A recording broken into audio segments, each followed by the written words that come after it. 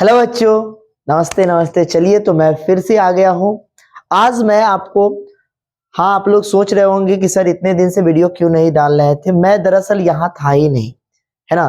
तो चलिए अब मैं आ गया हूँ। अब मैं क्या करने वाला हूँ कि कंटिन्यू करने वाला हूँ वीडियो। अब मैं आपको, मैंने अभी तक जो पढ़ा दिया था जेनेटिक्स का पार्ट 1 मैंने वीडियो में डाल दिया है, आप जाकर देख लेना पीछे वाला। यकीनन है कि आप लोग देख लिए होंगे। अब मैं जेनेटिक्स का आज पार्ट 2 डालने वाला हूं। चलिए तो आज हम बात करने वाले हैं, अभी तक हमने आपको क्या क्या बता दिया। अभी तक मैंने आपको बताया था इंपॉर्टेंट साइंटिस्ट के नाम बता दिए थे। उसके बाद मैंने शायद आपको होमोजाइगस, हेट्रोजाइगस, हेमीजाइगस, ये सारे चीज पे हमने बात कर लिया था। चलिए, हमने थोड़ा सा कैरेक्टर के बारे में भी जानकारी दी थी आपको। चलिए तो मैं थोड़ा सा पीछे वाला कवर अप करते हुए मैं आगे की ओर चलता हूं, है ना। तो चलिए एक एक चीज मैं आपको बताते चलता हूं। अब इसके बाद मैं पूरा कोशिश करूंगा कि मैं कंटिन्यू वीडियो डालूं। और अब आपको पता है कि मात्र अपने पास 1 महीना ही रह गए हैं। मैं अब कोशिश करने वाला हूं कि अलग अलग विषयों का आपको मैं गेसिंग भी कर दूं। बोर्ड के लिए, बोर्ड पॉइंट ऑफ व्यू के लिए ज्यादा अच्छा रहेगा। मैं सारा चीज का डाल दूंगा।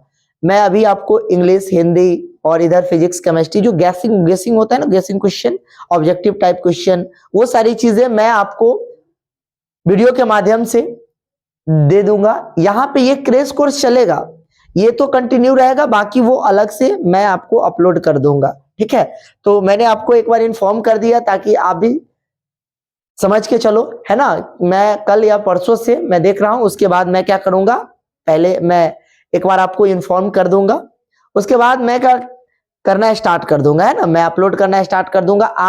आपको इससे फायदा ये होगा क्योंकि अभी एग्जाम का टाइम है। अभी अपन लोगों को टू दी पॉइंट चीजें पढ़नी है, इधर उधर की चीजें, फालतू की चीजें ज्यादा नहीं पढ़नी है। और आपको अगर एक जगह वो सारी चीजें आपको अगर मिल जाती है तो आपके लिए बड़े ही बेनिफिट रहेंगे।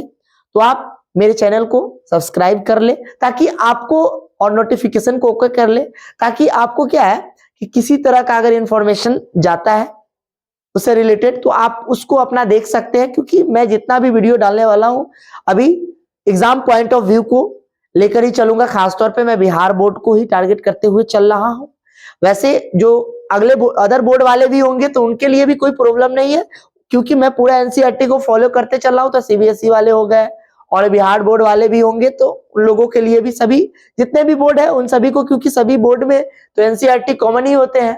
तो इस सब चीजों को मैं रिगार्डिंग में रखते हुए मैं काम कर रहा हूं। चलिए तो आइए आज हम पढ़ते हैं, एक एक करके पढ़ते हैं। सबसे पहले हम आपको बताने वाले हैं होमोजाइगस। होमोजाइगस क्या होता है, हेट्रोजाइगस क्या होता है, उसके बाद हम आपको बताएंगे फिनोटाइप्स, जीनोटाइप्स, है ना। आपको पता है कि होमोजाइगस किसको कहते हैं, हेट्रोजाइगस किसको कहते हैं, फिनोटाइप किसको कहते हैं, जीनोटाइप किसको कहते हैं, मेंडेलियन कैरेक्टर्स क्या होता है।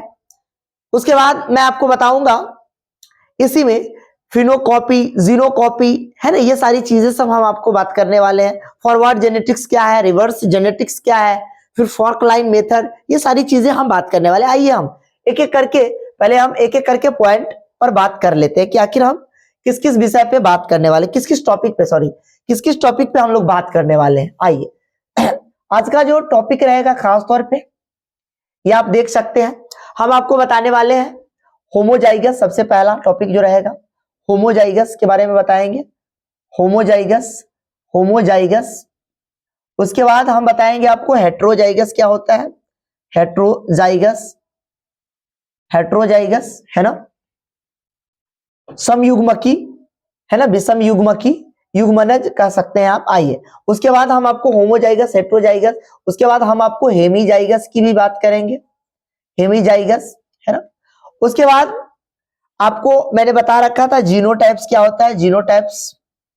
उसके बाद फिनोटाइप, फिनोटाइप्स सबके परिभाषा आपको क्लियर ही होने चाहिए, जीनोटाइप, फिनोटाइप।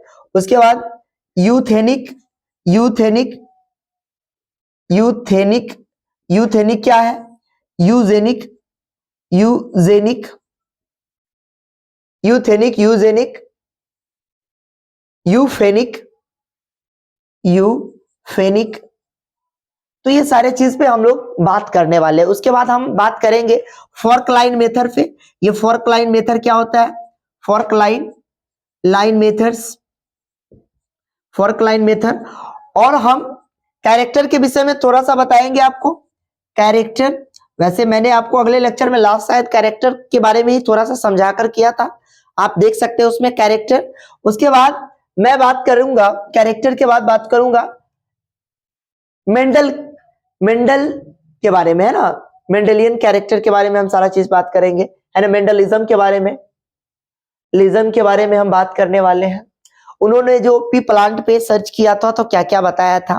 चलिए आज हम कुछ बातें बताएंगे कि उनका शुरुआती दौर में फेल होने का क्या कारण था और शुरू में वो क्यों अनसक्सेस रहे। जिस टाइम तक वो जिंदा थे उस समय तक उनको एडवांटेज नहीं मिला, लेकिन जब उनकी डेथ हो गई, है ना, तब उनको उनका एडवांटेज मिला। क्या कारण रहा कि लोगों तक, कहने का मतलब देश विदेश में उनकी बातें अच्छे साइंटिस्ट के पास नहीं पहुंच पाए। वो सारी कारण को हम बताएंगे, वो सारी चीज बताएंगे। हम आपको ये भी बताएंगे कि पी प्लांट के अंतर्गत कितने 7 कैरेक्टर आते हैं, है ना। इसमें से डोमिनेंट और रिसेसिव के बारे में हम बताएंगे, तो एक एक चीज बताएंगे, बस आप जुड़े रहे हमसे। आइए तो हम एक एक का परिभाषा लिखते चलते हैं। यहां से हम, ये तो टॉपिक हो गया, मैं यहीं पे लिख देता हूं। चलिए यहाँ पे तो आपको दिख ही रहे होंगे मेंडेलियन कैरेक्टर्स, सॉरी मेंडलिज्म हो गया। तो चलिए हम स्टार्ट करते हैं। सबसे पहले हम परिभाषा लिख लेते हैं। या ये यहाँ पे होमोजाइगस, देखिए यहाँ पे होमोजाइगस, आप देख सकते हैं यहाँ पे होमोजाइगस का जो परिभाषा होता है, देखिए यहाँ पे प्रेजेंट ऑफ टू, लिख सकते हैं present of two similar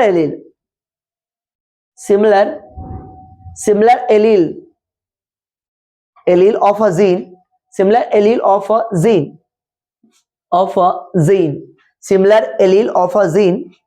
in diploid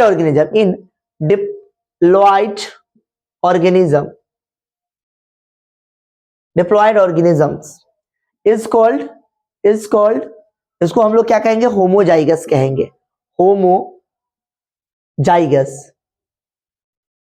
homozygous, है ना, होमोजाइगस कहेंगे। अच्छा एक चीज और, मैंने आपको यहाँ पे होमोजाइगस के बारे में लिखा है present of the two similar allele, है ना, of a gene in a diploid organism. Similar allele होना चाहिए, है ना।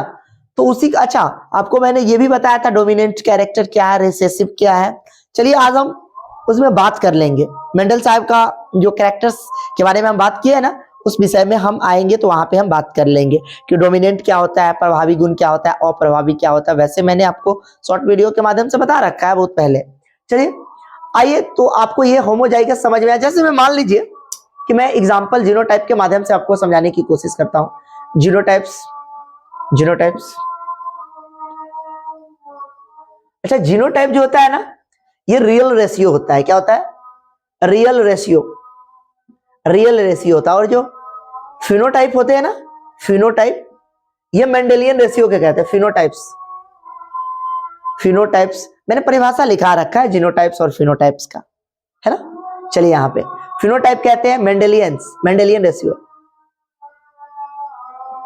अच्छा मेंडेलियन रेशियो क्या है सर? आपके दिमाग में आ रहा होगा, देखिए मेंडेलियन साहब ने जो रेशियो दिया था उसको मेंडेलियन रेशियो कहते हैं।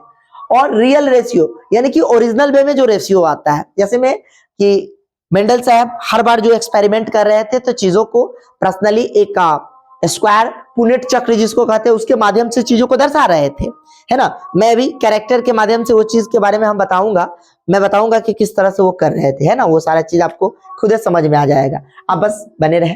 रियल रेशियो, अब जैसे मैंने कहा क्या, चलिए इसकी बात हम दरअसल कर नहीं रहे हैं, वो तो मैंने आपको समझाने के क्रम में बता दिया है। अगर मान लीजिए कि मैं एग्जांपल ले रहा हूं, अगर कैपिटल टी है तो आप देख रहे हैं यहाँ पे ये जो है कैसा है? होमोजाइगस है। यहाँ पे जो दोनों एलील है वो कैसा है? होमोजाइगस है। यहाँ पे मैंने लिया स्मॉल टी, तो आप ही बताओ ये दोनों के दोनों क्या है? बताइए सर होमोजाइगस है। तो आप कहोगे सर एक जैसा दिख रहा है तो होमोजाइगस कैरेक्टर है ना। यानी कि सिंपल सी बात, मान लीजिए कि ये क्रोमोजोम है, इसमें कैपिटल टी और इधर भी कैपिटल टी है, तो ये सिमिलर है ना, तो ये कंडीशन को हम लोग क्या कहेंगे, होमोजाइगस कह लेंगे। या आप ऐसा भी कर सकते हैं, स्मॉल टी है तो आप देख रहे हैं ना, अगर क्रोमोसोम नंबर 1 है, ये भी क्रोमोसोम नंबर 1 है, तो एक एक क्रोमोसोम पे देख रहे हैं दोनों एलील पाया जा रहा है, तो इसको हम लोग क्या कहेंगे, होमोजाइगस कह लेंगे। क्या कहेंगे, होमोजाइगस कहेंगे। तो आपको ये बात क्लियर होना चाहिए। आइए, अगर इसी कंडीशन में कोई आपसे पूछता है कि हेट्रोजाइगस का बताइए, तो हेट्रोजाइगस देखिए, हेट्रोजाइगस देख सकते हैं, कुछ नहीं करना है, हेट्रोजाइगस का परिभाषा में कुछ चेंजमेंट नहीं करना है। Presence of two dissimilar allele, बात खत्म है ना। प्रेजेंस ऑफ टू डिसिमिलर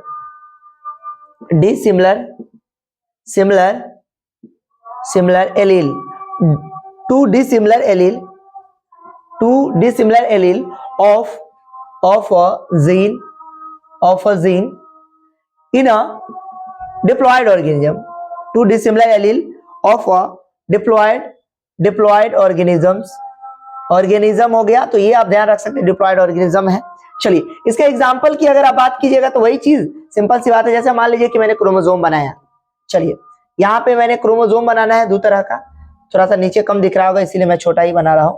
यहाँ पे आप देखिए, अगर मान लीजिए क्रोमोसोम 1 है, ठीक है, ये भी 1 है, ठीक है। अब एक यहाँ पे बना दिए दूसरा नंबर पे, देखिए एलील, जीन पे जो एलील है अलग अलग जगहों पे है ना, तो इसको हम लोग क्या कहेंगे, डिसिमिलर। या आप ऐसे भी कह सकते हैं 1 क्रोमोसोम 2 क्रोमोसोम, तो इस चीजों को हम लोग क्या कह लेंगे, डिसिमिलर कह लेंगे, हेट्रोजाइगस कह लेंगे। एक कंडीशन और भी याद रख सकते हैं, जैसे मान लीजिए एग्जांपल है कैपिटल टी स्मॉल टी है, तो ये कैसा है, हेट्रोजाइगस कंडीशन है।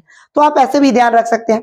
अच्छा, एक शब्द और आता है हेमीजाइगस। हेमीजाइगस क्या होता है, देखिएगा, हेमी का मतलब क्या होता है, जैसे मैं मान लीजिए कि अपना ह्यूमन बीइंग है, तो अपना ये जो क्रोमोसोम है वो कैसा है, हेमीजाइगस है, एक एक्स है एक वाई है ना। ह्यूमन बीइंग के केस में अगर बात करें तो कैसा क्रोमोसोम है, जीन कैसा है, एक्स वाई है ना, तो इसको हम लोग क्या कहेंगे, हेमीजाइगस कहेंगे। तो आप इस तरह से चीजों को याद रख सकते हैं, एक शब्दों में आप लिख लीजिए, ज्यादा कुछ इसमें हम बात नहीं करेंगे, आपको पता होना चाहिए इसका भी। देखिए परिभाषा का क्या है, परिभाषा देखिए यहाँ पे, हेमीजाइगस, देखिए हेमीजाइगस की अगर आप बात कीजिएगा, है ना, तो लिख सकते हैं presence of two dissimilar allele, two dissimilar allele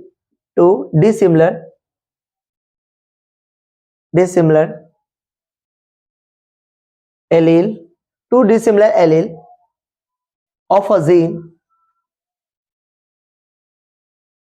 in diploid organism में ही देखा जाता है। Presence of two dissimilar allele है ना, इसमें एलील जो है ना, इसमें भी अलग, टू डिसिमिलर एलील की जगह पे आप ये लिख लीजिए, ज्यादा अच्छा है। Presence of two dissimilar allele of a gene and different chromosome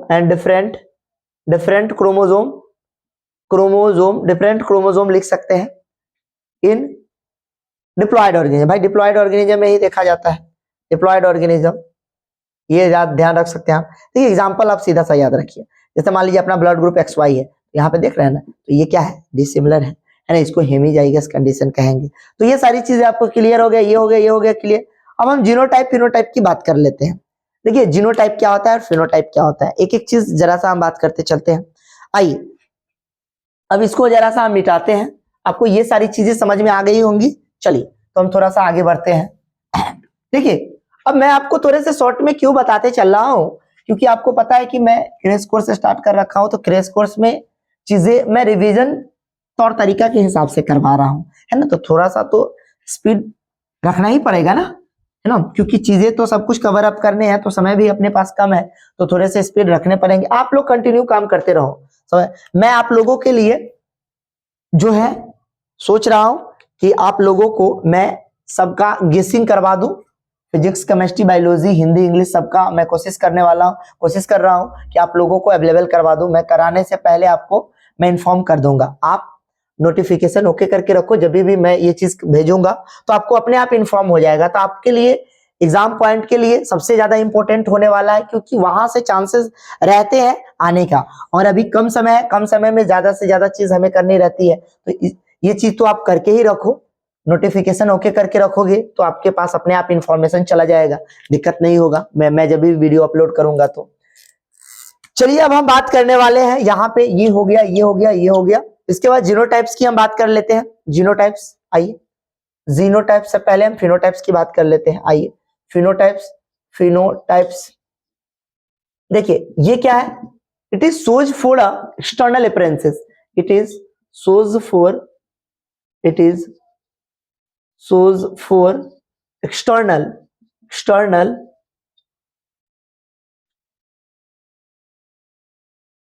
external appearances, external appearances ध्यान रख सकते हैं। एज फॉर एग्जाम्पल मैंने कहा था आई कलर, आई का कलर, आई कलर। अगला example hair colour, hair colour, hair हम बालों का कलर, आंखों का रंग। तीसरा नंबर पे स्किन कलर। अच्छा, स्किन कलर के लिए कितने सारे ह्यूमन बीइंग के स्किन कलर के लिए कितने सारे जीन रिस्पॉन्सिबल होते हैं पता है आपको क्या? 3 जीन। कलर है ना, कलर का स्पेलिंग COLOUR, ठीक है। तो ये ध्यान रख सकते हैं 3 जीन। ये क्वेश्चन पूछ लेता है कितने जीन रिस्पॉन्सिबल होते हैं? 3 जीन होते हैं। चलिए आइए अगर हम बात करते हैं जीनोटाइप की, जीनोटाइप्स की, जीनोटाइप्स की। आप अगर जीनोटाइप की बात कर रहे हैं, अच्छा इसके बारे में ज्यादा पूछा जाता है, इस सबका याद रखने की जरूरत उतना है नहीं दरअसल, लेकिन इसके बारे में पूछ लिया जाता है थोड़ा सा, इसलिए मैंने लिख दिया हूं। चलिए जीनोटाइप की अगर आप बात करो तो जीनोटाइप क्या होता है? It is a real ratio, it is a real ratio, real ratio, it is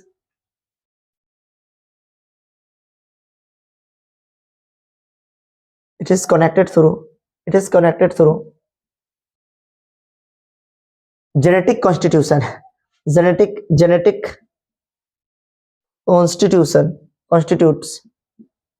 constitute, यानी कि ये जेनेटिक चीज है ना। एज फॉर एग्जाम्पल जैसे मान लीजिए कि मैंने कहा कि ह्यूमन हाइट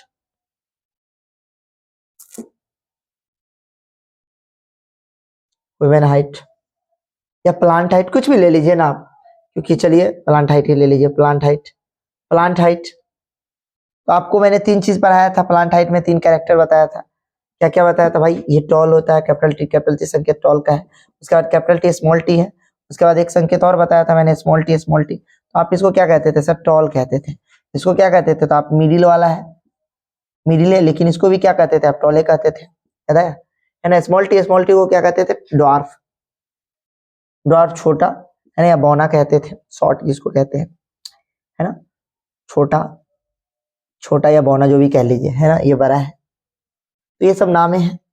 अब देखिए यहाँ पे ये जो जीनोटाइप्स को बताने की काम कर रहा है, तो इसी चीज को हम लोग क्या कहते हैं? Tall, middle, dwarf. समझ रहे बातों की नहीं? अगर कोई आपसे कहेगा जीनोटाइपिक रेशियो लिखिए, फिनोटाइपिक रेशियो लिखिए, तो आपको मैं थोड़ा सा क्रॉस करके एक चीज समझा देता हूं, है ना। चलिए अब देखिए, जैसे मान लीजिए कि मैंने कहा क्या, सिंपल सी बात समझिए। जैसे मैंने कहा क्रॉस करवा रहे हैं, है ना, क्रॉस विथ, है ना। मान लीजिए कि प्लांट का ले रहे हैं, कोई प्लांट ले रहे हैं, प्लांट का करवा रहे हैं, ठीक है। मैंने कहा कि 3 कैरेक्टर होता है, टॉल के लिए ये, मिडिल के लिए ये, और मैंने कहा कि क्रॉस कराना है। कैपिटल टी मैंने ले लिया, क्रॉस विथ क्या ले लिया? स्मॉल टी ले लिया। यानी कि बड़ा का क्रॉस किसके साथ करवाया? छोटा के साथ करवाया। तो क्या होगा आप ही सोच के देखो। आप या तो इसके लिए स्क्वायर पुनेट चक्र आप यूज कर सकते हैं। स्क्वायर पुनेट चक्र इसी को कहते हैं। अच्छा मैंने लिखा भी दिया था, स्क्वायर पुनेट चक्र क्या है कि मेंडल के द्वारा बनाया गया एक प्रकार का चक्र है। समझ रहे बात नहीं? इसमें मैथमेटिक्स का यूज करके रेशियो को निकाला जाता है। यही है स्क्वायर पुनेट चक्र। सीधी सी बात आप समझिए, ज्यादा चीज समझने की जरूरत नहीं है आपको, है ना। यहाँ पे देखिए आप कैपिटल टी, एक चीज देखो जरा सा। अच्छा आपके मन में होगा 2 कैपिटल टी ऐसे लिख लेंगे सर, ठीक है लिखो, मुझे उससे कोई दिक्कत नहीं है। स्मॉल टी अब इसके साथ क्रॉस कराओगे तो क्या आएगा? Small T capital T small T आएगा। हाँ सर वही आएगा। अब यहाँ पे क्या आएगा? कैपिटल टी स्मॉल टी आएगा, और यहाँ क्या आ जाएगा? कैपिटल टी स्मॉल टी आ गया कि नहीं आ गया? ध्यान से देखिए आप, है ना। यहाँ से अपन ने स्मॉल टी लिया। अब एक बात आप जरा सा हमको बताइए, ये आखिर बन क्या रहा है? यहाँ से सिंपल सी बात, उतना हम किए हैं, उतना करने की जरूरत था ही नहीं। यहाँ से कैपिटल टी ले लेते और यहाँ से क्या ले लेते? स्मॉल टी ले लेते, तो कैपिटल टी स्मॉल टी बन जाता, है ना। तो क्रॉस जैसे ही करवाए, तो यहाँ पे देखिए आप, क्रॉस जैसे ही करवाए, अरे भाई क्रॉस जैसे ही करवाए तो यहाँ पे ये बन गया, ठीक है ना। आप देख रहे हैं, तो यहाँ पे भी देख रहे हैं, हर जगह पे वही, यानी कि 1 रेशियो बना रहा है, तो उतना करने की जरूरत नहीं था, स्क्वायर पुनेट चक्र बनाने की जरूरत नहीं। अब मान लीजिए इसको हम, अगर मान लीजिए कि हम कहते हैं क्या कि यहाँ से ये हुआ F1 जनरेशन। अब F1 जनरेशन को मान लीजिए कैपिटल टू स्मॉल टी, इस वाले को मिडिल वाले को हम क्रॉस करवाए। अब क्रॉस करवाया तो आप देखिएगा क्या क्या बनेगा, कैपिटल टी बन गया, यहाँ से ये बन गया कैपिटल टी स्मॉल टी बन गया, यहाँ से आप देखिए कैपिटल टी स्मॉल टी बन गया, और एक और बनेगा स्मॉल टी। तो देखिए कितना रेशियो बन गया सर, 2 गो रेशियो ही बना। और यहाँ देखिए तो क्या लिखिएगा 1:2, 2:2 क्या लिखिएगा 1, तो ये रेशियो बन गया। अगर आपको इसमें कंफ्यूजन है तो आप ऐसे बना लीजिए, ज्यादा सही है। देखिए हम इसी चीज को ऊपर थोड़ा बना रहे हैं, आपको दिक्कत नहीं होगा। चलिए फिनोटाइप जीनोटाइप तो आपने लिख ही लिया होगा, तो थोड़ा सा हम इसको मिटाते हैं, इसको जरा सा मिटाते हैं ताकि आपको समझाने में आसानी मुझे रहे, है ना। इसको मैं जरा सा मिटा देता हूँ। वैसे आपको मैंने फिनोटाइप जीनोटाइप समझा ही दिया है कहीं ना कहीं, है ना, और अच्छे से मैं आपको क्लियर कर देता हूं ताकि आपको कंफ्यूजन ना हो। चलिए मैं वहां पे बताऊंगा monohybrid cross, dihybrid cross, तो वहां पे ये बात सब हम करेंगे, बट अभी थोड़ा सा हम कर लेते हैं। चलिए आइए देखिए मोनो हाइब्रिड क्या है, डाई हाइब्रिड क्या है, मैं परिभाषा लिखा दूंगा, मैं क्रॉस यहीं पे बता दे रहा हूं आपको ताकि आपको उस चीजों का समझ रहे। चलिए तो आपने देखा प्लांट हाइट को हमने ऐसे किया। अब मान लीजिए इसको क्रॉस करवाया, या तो एक तरीका ये हुआ निकालने का, या आप ऐसे कर लो कैपिटल टी स्मॉल पुनेट चक्र बना के करो भाई, capital T small cross with capital T. अच्छा ये जो पार्ट है एक मेल होगा एक क्या होगा फीमेल होगा, इसके साथ क्रॉस करवाना। यहाँ पे आपने क्या किया पुनेट चक्र बनाया, और रुक जाइए गिर गया नीचे। देखिए यहाँ पे अपन ने क्या किया पुनेट चक्र बनाया। देखिए यहाँ पे पुनेट चक्र बना रहे हैं, पुनेट चक्र जैसे ही बनाया तो थोड़ा बड़ा बन गया, इसको छोटा कर लेते हैं। यहाँ पे ऐसे बनाइए, ठीक है। अब सबसे पहले हम लोग क्या करने वाले हैं, चलिए यहाँ पे कैपिटल टी और यहाँ पे स्मॉल टी, 2 ठो है, एक ठो मान लीजिए मेल है तो इसको हम फीमेल बना लेते हैं। चलिए यहाँ पे भी ऐसे नहीं करेंगे, कैपिटल टी स्मॉल टी इसको क्रॉस करवाइए, ऐसे ऐसे कराइएगा तो कैपिटल टी कैपिटल, ऐसे ऐसे कराइए कैपिटल टी स्मॉल टी, ऐसे ऐसे कराइए कैपिटल टी स्मॉल टी, ऐसे ऐसे कराइए तो क्या बन गया स्मॉल टी स्मॉल। तो आप बताइए, ये देखिए ये दोनों एक रेशियो बन गया, तो 1 रेशियो ये, 2 रेशियो ये और 1 रेशियो, तो कितना रेशियो हो गया, है ना। तो आप क्या कहिएगा 1:1 का रेशियो हो गया। तो इसी चीज को आप देख रहे हैं ना, इस चीज को 1:1 जो हो गया, ये जो कैरेक्टर दिखा रहा है इसको हम जीनोटाइपिक रेशियो कहेंगे, जीनोटिपिक रेशियो कहेंगे, क्या कहेंगे जीनोटाइपिक रेशियो कहेंगे, जीनोटाइपिक रेशियो कहेंगे। समझ रहे बात हो ना। तो आपसे कोई पूछेगा कि बताइए मोनो हाइब्रिड में, अब इसको मोनो हाइब्रिड क्यों कहते हैं वो भी थोड़ा सा हम समझा देते हैं आपको हम। देखिए मोनो हाइब्रिड का मतलब होता है मोनो हाइब्रिड, हाइब्रिड नाम से ही पता चल रहा है। मोनो का मतलब क्या होता है, एक संक्रमण है ना, हाँ एक संक्रमण क्या होता है। देखिए यहाँ पे मोनो का मतलब होता है जब अगर हम क्रॉस करवाते हैं किसी भी जीवों का, समझ रहे बात हो ना, उसमें अगर एक कैरेक्टर आए तो उसको हम मोनो हाइब्रिड कहेंगे, अगर 2 कैरेक्टर आए तो उसको डाई हाइब्रिड कहेंगे, 3 आए तो ट्राई हाइब्रिड कहेंगे। तो अब इसमें एक ही कैरेक्टर आ रहा है, जैसे मैं आपको समझा रहा हूं, यहाँ पे सिर्फ किसका कैरेक्टर आ रहा है सर, हाइट का, प्लांट के हाइट के बारे में बात करें तो एक ही कैरेक्टर आ रहा है। तो जब एक बार में अगर एक लक्षण को दिखाए ना कोई जीव तो उसको हम मोनो हाइब्रिड क्रॉस कहेंगे, अगर क्रॉस करवाएंगे तो मोनो हाइब्रिड क्रॉस कराएगा कहलाएगा। समझ रहे बात को कि नहीं। तो आपको समझ में आ गया, only 1 character in shows for 1 time, है ना, only 1 characters are shows for certain time, है ना, shows for a certain time. देखिए अगर एक बार में, ये बात इंपॉर्टेंट बात है, ये बात बहुत इंपॉर्टेंट है, छोटी बातें हैं बट नहीं पता होता है तो आप गलती कर जाते हैं। मोनो हाइब्रिड क्रॉस इसी को कहते हैं। अब देखिए यहाँ पे आप देख रहे होंगे प्लांट के बारे में मैंने क्रॉस करवाया, तो मैंने कहा कि प्लांट हाइट, यहाँ पे सिर्फ मैं किसकी लक्षण की बात कर रहा, प्लांट की हाइट की बात कर रहे थे। एक तो लक्षण है, अनेक तो नहीं है, एक ही लक्षण है, तो इसीलिए इसको हम क्या कहेंगे मोनो हाइब्रिड। अब हम रेशियो निकालते हैं। देखिए यहाँ पे तो जीनोटाइपिक रेशियो क्या हो जाएगा 1:2:1 हो जाएगा। क्यों सर, क्योंकि एक लंबा है और आप देखो ना 2 क्या है, मध्य वाला है, बीच वाला है, और छोटा कितना है बताइए, तो आपने कहना है सर एक छोटा है। तो इस तरह का रेशियो है 1:2:1 का है। तो ये रेशियो आप देख लीजिए। फिर आपसे मैं पूछूं कि फिनोटाइपिक रेशियो कितना होगा, तो देखो सिंपल सी बातें हैं, ये जीनोटाइपिक हो गया, फिनोटाइपिक, तो ये आपसे बहुत इंपॉर्टेंट क्वेश्चन है, पूछ लिया जाता है, बताइए मोनो हाइब्रिड क्रॉस में जीनोटाइपिक रेशियो कितना होता है और फिनोटाइपिक रेशियो कितना होता है, बड़ा इंपॉर्टेंट बात है। तो इसको तो आप एकदम याद ही करके रखिए, समझ बात तो नहीं। ये बिहार बोर्ड में बिहारी बोर्ड क्या, कोई भी बोर्ड में ये बहुत ज्यादा आता है। बिहार बोर्ड में तो ये चीज कई बार पूछ लिया गया है, इसलिए आप इसको तो एकदम रटिए के रखिए, ध्यान रखिए। तो रटना क्या है, मैंने आपको समझा दिया सारी चीजें, इसमें क्या ही याद रखना।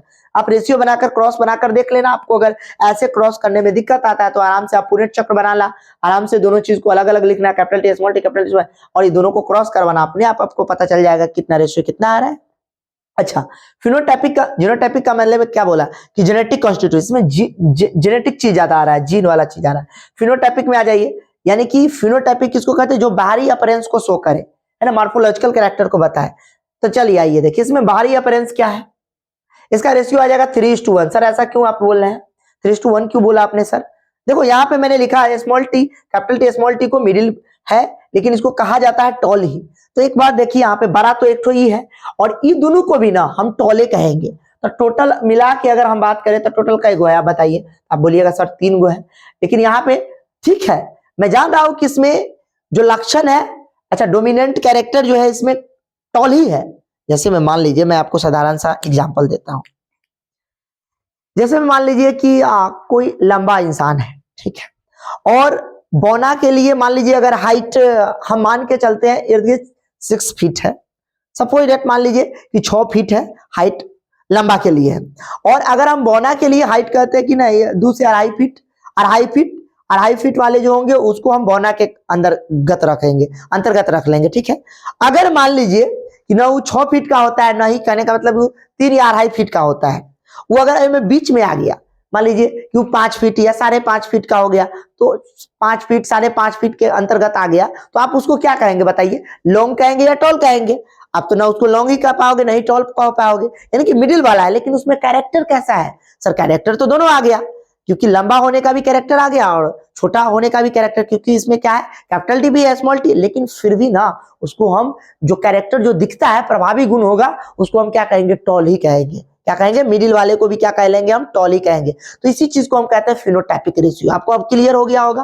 अब देखिए यहाँ पे जो दिखने वाला जो गुण है स्मॉल टी नहीं दिखता है, रिसेसिव है। जैसे मैं मान लीजिए कि मैं आपको साधारण सा एग्जाम्पल देता हूं, मान लीजिए कि कोई बीमारी किसी के दादा को है, अब वो उसके उसके पेरेंट उसके पिताजी में वो लक्षण आया, समझ रहे बात हो कि नहीं, लेकिन उसके लक्षण आया लेकिन उसमें शो नहीं कर रहा है, पर वो लक्षण है, लेकिन फिर उनके बच्चे जब जन्म लिए तो वही लक्षण उस बच्चे में दिख गया। तो आप एक बात बताओ, उसके पिताजी में वो लक्षण नहीं था, उसके दादाजी में था, उसके पिताजी में नहीं था। ऐसा नहीं है कि उसमें नहीं था, समझ, उसमें कहने का मतलब वो बीमारी किसी तरह से खतरा पैदा नहीं कर रहा था, लेकिन उसमें उस प्रकार का जीन तो था ना, जो कि क्या था, प्रभावी नहीं था लेकिन अप्रभावी था, लेकिन था ना उसके शरीर में। लेकिन अगले जनरेशन में जैसे ही उन्होंने जब शादी किया, मैरिज किया, तो अगले उनके जो संतान हुए उनमें वो कारक चला गया, विकार आ गया। क्यों आ गया? अब आप तो ये सोचोगे कि सर उसको नहीं होना चाहिए, पर उसको कैसे हो गया? क्योंकि उसमें वो जीन था लेकिन अप्रभावी था, उस समय उसके पेरेंट में नहीं दिख रहा था, लेकिन वही जीन उसके बच्चे में आ गया। तो आप इसको क्या कहेंगे हम लोग, रिसेसिव कैरेक्टर कहेंगे, यानी कि अप्रभावी गुण कहेंगे। तो ये आपको पता होना चाहिए। चलिए यहां तक मैंने सारी बातें कर ली, आपको शायद यकीनन है कि क्लियर हो गया होगा। तो आप देखिए रेशियो क्या होता है, 3:1 होता है। तो ये सारी चीजें आपको जीनोटाइप फिनोटाइप क्लियर हो गया होगा। चलिए अब हम बात करने वाले हैं यूथेनिक यूजेनिक, यहां तक आप लिख लीजिए। चलिए मैं देख रहा था, चलिए कुछ गड़बड़ तो नहीं हो रहा है। चलिए अब इसको हम मिटाते हैं, अब यूथेनिक यूजेनिक की बात हम कर लेते हैं, वरना क्या हो जाता है कि पूरा वीडियो शूट किए बाद में पता चला कि सही से हुआ ही नहीं, पूरा का पूरा कचरा हो जाता है। तो इस तरह से चीजें करनी पड़ती है, पूरी गड़बड़ी हो जाती है, क्योंकि आप जानते हैं मेहनत इस सब में थोड़ी सी अधिक पड़ती है। आइए अब हम बात करने वाले हैं यूथेनिक का। यूजेनिक, यूफेनिक, यूथेनिक तीनों को एक साथ बात कर लेते हैं। आइए यूजेनिक, यूजेनिक है ना, यूजेनिक क्या होता है?